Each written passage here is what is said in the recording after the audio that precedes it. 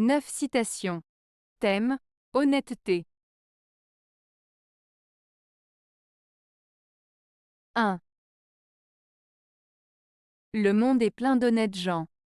On les reconnaît à ce qu'ils font de mauvais coups avec plus de maladresse. Charles Péguy. La citation de Charles Péguy souligne une observation sur la nature humaine et la moralité. Elle suggère que beaucoup de personnes sont fondamentalement honnêtes, mais qu'elles peuvent parfois commettre des erreurs ou agir de manière malveillante. L'idée principale est que ces honnêtes gens ne sont pas des malfaiteurs de cœur.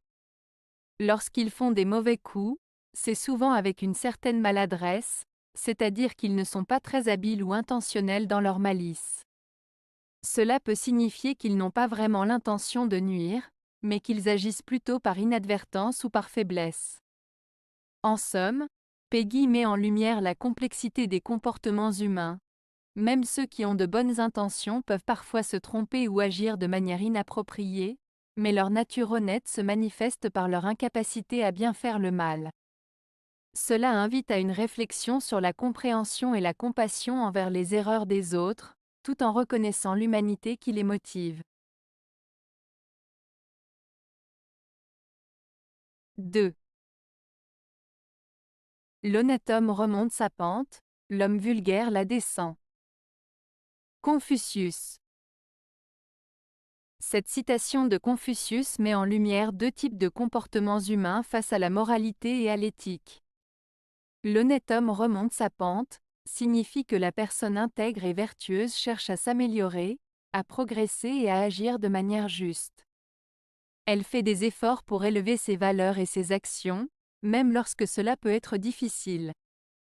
Cette montée symbolise un chemin vers la sagesse, la moralité et le respect des autres. En revanche, l'homme vulgaire la descend, fait référence à ceux qui agissent de manière égoïste ou immorale. Au lieu de chercher à s'élever, ils se laissent aller à des comportements moins nobles, ce qui les entraîne vers des choix moins éthiques. La descente symbolise une dégradation de leurs valeurs et de leur caractère. En somme, cette citation souligne l'importance de l'intégrité et de l'effort personnel pour devenir une meilleure personne, tout en mettant en garde contre les conséquences de l'indifférence morale. 3. Dans la vie publique, il faut être trop honnête pour l'être assez. Édouard Herriot. La citation d'Édouard Herriot, dans la vie publique, il faut être trop honnête pour l'être assez, souligne l'importance de l'intégrité et de la transparence dans le domaine public. Cela signifie qu'en tant que personne engagée dans la vie politique ou publique, il est crucial d'être extrêmement honnête. Être trop honnête implique qu'il ne suffit pas d'être simplement honnête. Il faut aller au-delà des attentes normales d'honnêteté. Cela peut se traduire par une communication claire, une responsabilité dans ses actes et une volonté de rendre des comptes. Cette citation met également en lumière le fait que la confiance du public est essentielle. Dans un environnement où les citoyens sont souvent sceptiques à l'égard de leurs dirigeants, une transparence excessive peut aider à établir cette confiance. En fin de compte, elle rappelle que l'honnêteté est non seulement une valeur personnelle, mais aussi une nécessité pour ceux qui occupent des fonctions publiques. 4. Il faut être honnête et modeste, mais il faut dire qu'on l'est. Jules Renard. Cette citation de Jules Renard évoque l'importance de l'honnêteté et de la modestie dans la vie. Elle souligne que, bien que ces qualités soient essentielles, il est également nécessaire de les affirmer, de les reconnaître et de les partager avec les autres. 1. Honnêteté. Être honnête signifie être sincère et transparent dans ses actions et ses paroles. Cela implique de ne pas tromper les autres et de rester fidèle à ses valeurs. 2. Modestie. La modestie est la capacité à ne pas se vanter de ses réussites ou de ses qualités. Cela signifie reconnaître ses limites et ne pas chercher à se mettre en avant. 3. Dire qu'on l'est.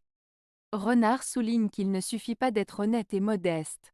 Il faut aussi le faire savoir, d'une manière ou d'une autre. Cela peut être important pour établir des relations de confiance avec les autres. En affirmant ces qualités, on peut inspirer les autres et créer un environnement positif. En résumé, cette citation nous rappelle que l'honnêteté et la modestie sont des vertus à cultiver, mais qu'il est également important de les exprimer pour qu'elles soient reconnues et valorisées.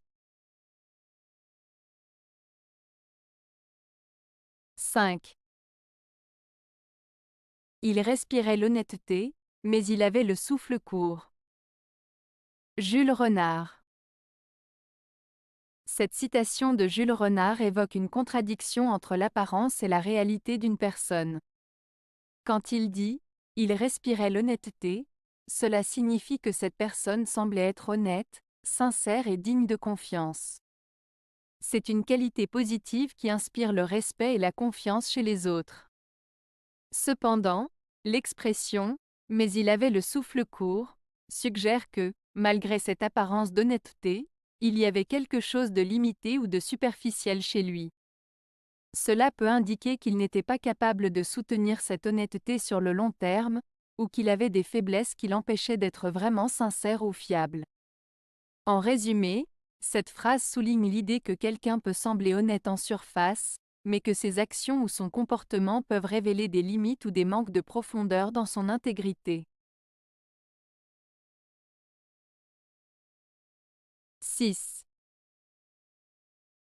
Bien facile, l'honnêteté, aussi longtemps qu'il ne s'agit que de sauver une apparence. Luigi Pirandello.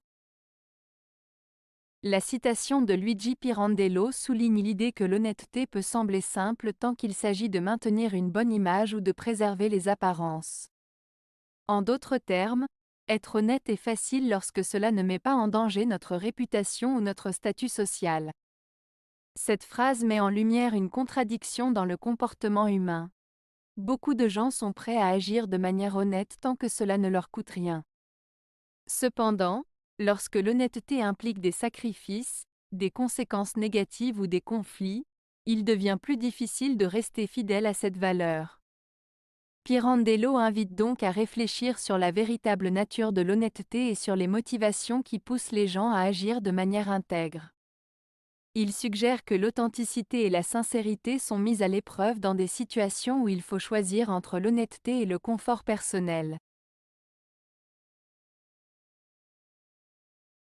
7. L'honnêteté, ça se paye. L'éducation, ça s'apprend pas. Michel Audiard. Cette citation de Michel Audiard évoque deux concepts importants, l'honnêteté et l'éducation. 1.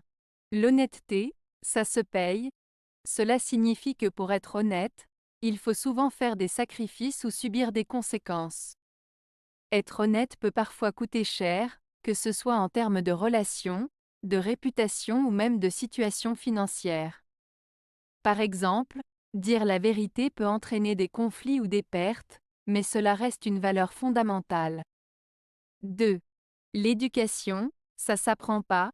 Ici, Audiard suggère que l'éducation formelle, comme celle que l'on reçoit à l'école, ne suffit pas à elle seule à développer la véritable intelligence ou la sagesse. L'éducation au sens large inclut aussi des valeurs, des compétences sociales et des expériences de vie, qui ne s'apprennent pas nécessairement dans un cadre scolaire. Cela implique que l'éducation est un processus continu qui va au-delà des livres. En résumé, Audiard souligne que l'honnêteté a un coût et que l'éducation véritable ne se limite pas à l'apprentissage académique, mais inclut aussi des leçons de vie et des valeurs morales. 8. Tout le monde est honnête d'une certaine manière. Le malheur, c'est qu'il n'y en a qu'une qui est officielle. Jean Anouilh. Cette citation de Jean Anouilh évoque l'idée que chaque individu a sa propre conception de l'honnêteté. En d'autres termes, les gens peuvent être sincères et honnêtes selon leurs propres standards ou contexte, mais il existe une forme d'honnêteté qui est reconnue et acceptée par la société, que l'on pourrait qualifier d'officielle. Le « malheur » mentionné dans la citation souligne une certaine tristesse ou une critique. Cela suggère que cette manière officielle d'être honnête peut ne pas correspondre à la réalité de chacun et que les nuances de l'honnêteté personnelle sont souvent ignorées ou mal comprises. En somme, Hanoï met en lumière le décalage entre la perception individuelle de l'honnêteté et celle que la société impose, ce qui peut conduire à des malentendus ou à des jugements hâtifs. 9. Honnêteté, seule méthode pour escroquer 2 fois le même client. Philippe Bouvard. Cette citation de Philippe Bouvard joue sur l'ironie et l'humour. Elle suggère que l'honnêteté, qui est généralement perçue comme une vertu, peut être utilisée de manière cynique dans le monde des affaires. L'idée principale est que si une personne est honnête avec un client, elle peut établir une relation de confiance. Cette confiance peut ensuite être exploitée pour obtenir des bénéfices supplémentaires, comme convaincre le client d'acheter à nouveau ou de dépenser plus. En d'autres termes, en étant honnête une première fois, on peut inciter le client à revenir et à se laisser convaincre encore une fois, ce qui pourrait être considéré comme une forme d'escroquerie.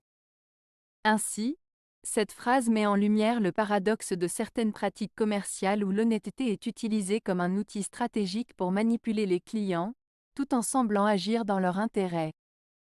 C'est une réflexion sur la façon dont les valeurs peuvent être détournées dans un contexte commercial.